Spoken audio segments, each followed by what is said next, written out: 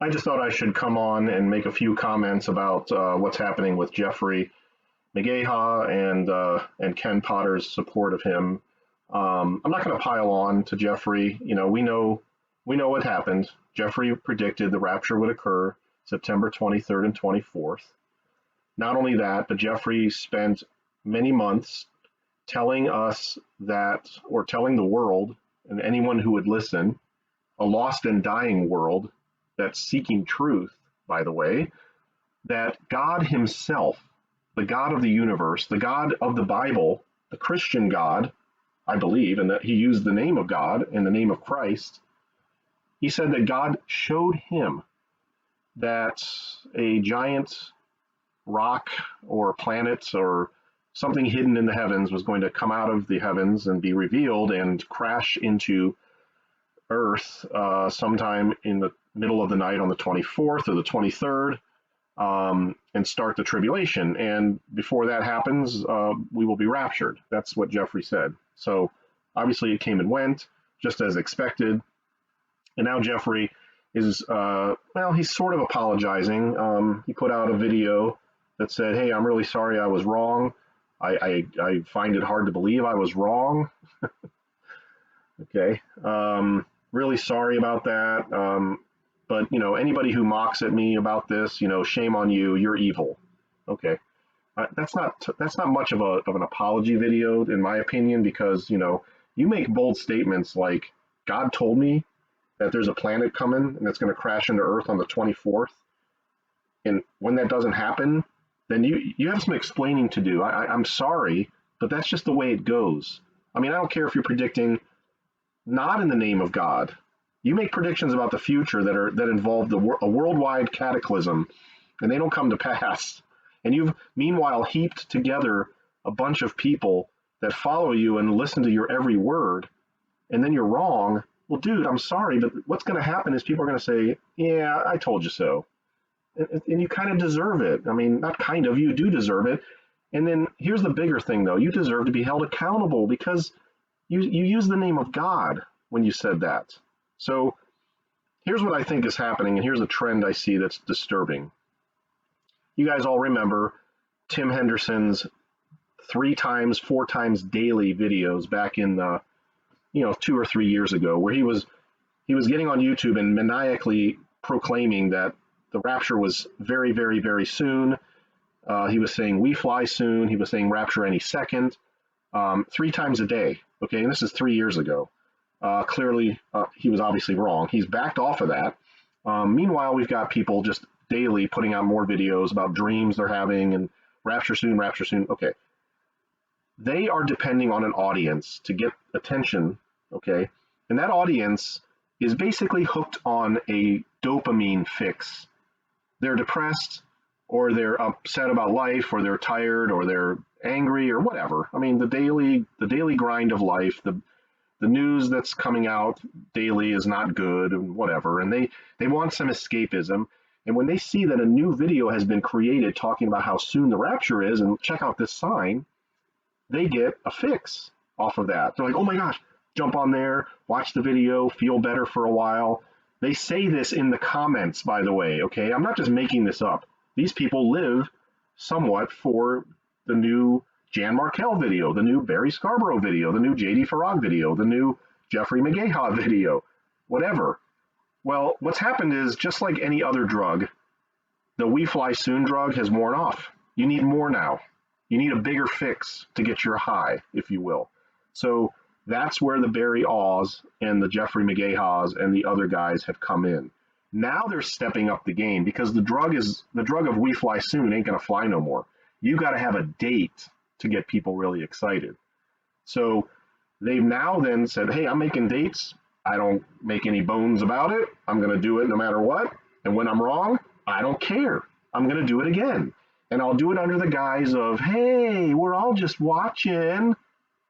So where this is heading is, we're going to see a lot more Jeffrey Mcgahas. First of all, I'll make the prediction right now. Within 2 months, Jeffrey Mcgaha will be back with another video or another series of videos. The guy's not at home crying. The guy's at home planning for his next act. And it'll be coming. And there will be a 100 more Jeffrey Mcgahas. And in large part, it's because of people like this guy who are going to defend him, along with his thousands of fans running around. They're going to defend him, and they're going to say stuff like this. Me, if I could disable the comments, he's that distraught. He's feeling shame, and that's a horrible feeling. Yeah. But what? It is a horrible feeling, and he ought to feel it. I mean, I'm not trying to be mean, but shame is actually good. It teaches you something. And when you're wrong and you speak in God's name and you say the wrong thing, I'm sorry, but you ought to feel shame. And so now this guy thinks that's bad, right? He's feeling shame. We need to support him. No, Ken, if you want to love the guy and support, let's be bigger about this. If you want to love the Lord, you need to support him first, and lovingly rebuke Jeffrey Mcgaha. You don't support him in his shame. I know there's tons of big news. September 23rd had a lot of things pointing at it. Didn't happen. It's happened before, right? Dr. Berry was looking at June 25th. He was very firm on June 25th. When it didn't happen, he just came back and says, back to the drawing board. That's okay. There's nothing wrong with that. And everybody forgives him. Yeah, Barry Off found out, kind of accidentally, I think, oh my gosh, people don't care. They just want to hear the next date. And Ken apparently likes to build an audience around those kinds of people because, Ken doesn't have to make up any dates. He can just ride the coattails of all these guys making dates and get all the audience and all the attention that he wants. And he doesn't have to put his own dates out there. Isn't that great for Ken? Ken can be like the NBC or a CBS of date setters. Hey, all you date setters, come on into my channel, spew your garbage. Who cares if you're wrong? It's great. You see what I'm saying? This drug will eventually spring up many, many, many, many more of these people. I'm telling you right now, we're going to see this as a trend for a couple more years where it's just more and more people. And they're going to be wrong every time. And that's okay. You just threw an interception, Ken says. You just threw an interception. If you go back and look at the original video that I exposed 2 weeks ago, Ken says that Jeffrey has a ministry. He calls it his ministry. They use the name of God all the time. They talk about the Lord and the Bible and this and that. Yet he fails at this major thing that he brought to us in the name of God, and Ken just calls it a pass interception. Who cares? Let's get back in the game. The game? Do you see why I keep telling people this is just entertainment? This is not ministry. This is a fake ministry. Maybe their intentions are truly good, but it doesn't matter. When you don't tell the truth, I don't care how clean your heart is that you think. I don't care how good your intentions are. You're still telling lies in the name of God, and we need to not make excuses for it. So Ken, I rebuke you. I rebuke you. You need to go and teach this Jeffrey guy a lesson. If you have a relationship with him, you need to sit down with him and say, Jeffrey, stop setting dates. And Ken, you need to stop having people on your channel that do it. Because all you're doing is supporting lies and supporting hype and supporting this ongoing wolf crying behavior. And yeah, Harold Camping, he didn't do any good for the church. He did nothing but make a mockery out of the Lord. So I don't want to hear all your excuses. You guys need to hold these people accountable. And, we're going to see it all fall apart over 2 years. We'll see it all kind of crumble around them because there's nothing left to do after you've set actual dates. I guess the next level is somebody's going to come along and say, I'm going to sell all my possessions. And they're going to document their journey of selling everything they own because they're so sure of the date.